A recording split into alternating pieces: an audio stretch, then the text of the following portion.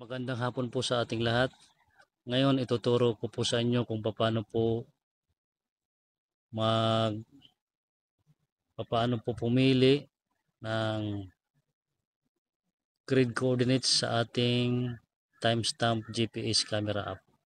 Una po ay mag-download po muna tayo ng timestamp GPS camera app.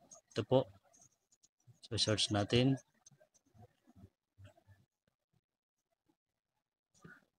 So ito pong piliin nyo. Timestamp camera. Sandali ha. May bayad kasi yung isa. Dito tayo sa walang bayad.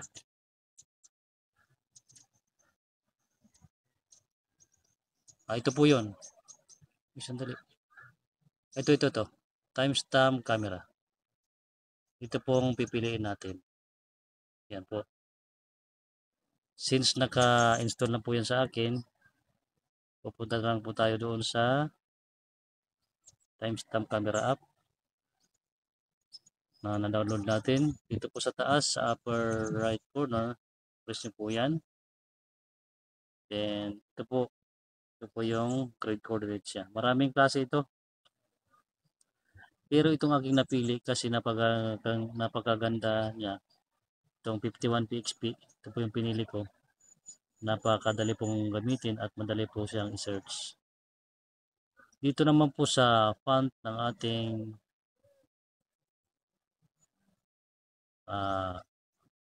font color sa text na lalabas sa ating camera, pwede po kayong bumili ng color.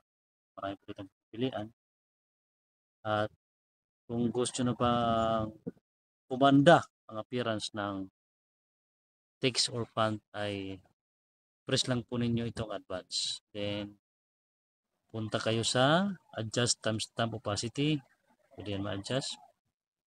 Then yung background color, pwede kayong pumili.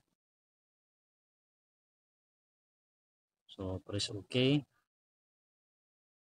Dito naman sa appearance ng ating mga words or letters sa ating camera, pwede nyo pong i-baguhin yung size tsaka yung kanyang location ng mga words.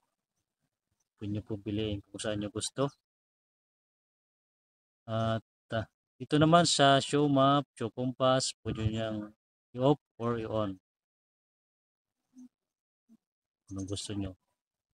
Dito naman sa itong keep original photo, once naka-on yan ay dalawa pong picture ang lalabas pag nag-take kayo ng photo. Yung isa merong timestamp or GPS stamp, yung isa naman ay wala. So pwede nyo pong i-turn off yan, pwede i-on. At marami mo pong ibang features dito sa camera app na to. I-scroll nyo lang. Saka itong address naman dito, pwede rin kayong pumili kung anong style ang gusto nyo sa address. At ang isa pang maganda sa camera app nito ay itong grid coordinates niya. Kasi kahit walang internet signal ang isang lugar, kapag nag-take kayo ng photo or video ay lalabas po itong grid coordinates. At pwede nyo po niyang i-search sa Google Maps online. At malalaman nyo po kung saan nyo po kinuha yung video, picture.